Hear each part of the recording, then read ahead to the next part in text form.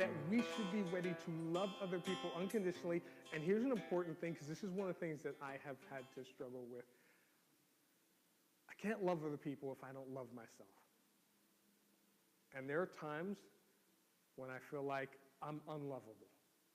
And there are times when many people feel like they are unlovable. Now, here's a biblical truth. Because if you're a Christ follower, even if you're not, but especially if you're a Christ follower because you've heard what God's word says, and you look at yourself in the mirror and say, I am unlovable. Maybe it's because of something you did or something you said or the way that you acted or whatever. If you look at yourself and you say, I'm unlovable, you're basically saying, you know what, God? This is a lie.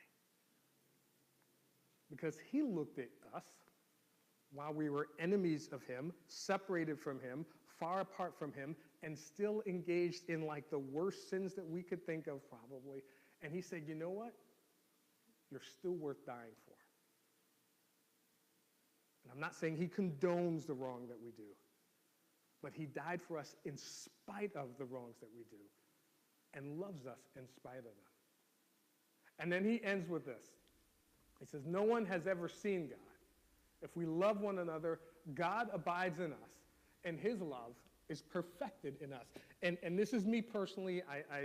I believe the reason why he suddenly jumps to the fact that no one has ever seen God is because when we love other people unconditionally, the reason why it's so important is because the only way that people will see God's love is if they are shown God's love by God's people. No one can imagine what God's love is like if they haven't experienced it.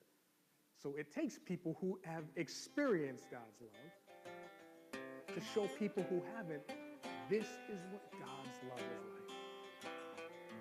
When we love on them, when we care for them, when we minister to them, when we serve them, when we show up for them.